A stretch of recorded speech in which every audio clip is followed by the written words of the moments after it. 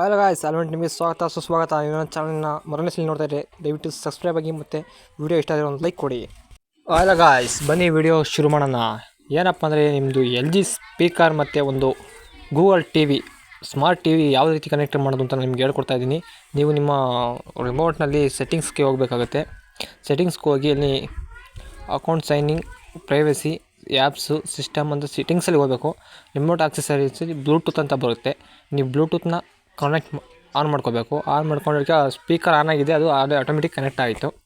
ನೀವು ಹೊಸ್ದಾಗಿ ಏನಾರು ಕನೆಕ್ಟ್ ಮಾಡ್ತಾಯಿದ್ದೀನಿ ಅಂದರೆ ಸರ್ಚ್ ಫಾರ್ ಅಸೋಸಿಯೇಟ್ ಕೊಟ್ಟು ಸರ್ಚ್ ಮಾಡ್ಕೋಬೇಕಾಗುತ್ತೆ. ನಮ್ಮದು ಡೈರೆಕ್ಟ್ ಆಗಿರೋದ್ರಿಂದ ನಾನು ನಿಮಗೆ ತೋರಿಸ್ತೀನಿ. ಈಗ ಯಾರೆಲ್ಲ ನನ್ನ ಚಾನಲ್ಗೆ ಸಬ್ಸ್ಕ್ರೈಬ್ ಆಗಿಲ್ಲ ದಯವಿಟ್ಟು ಸಬ್ಸ್ಕ್ರೈಬ್ ಆಗಿ. ಕನೆಕ್ಟೆಡ್ ಆಗಿದೆ,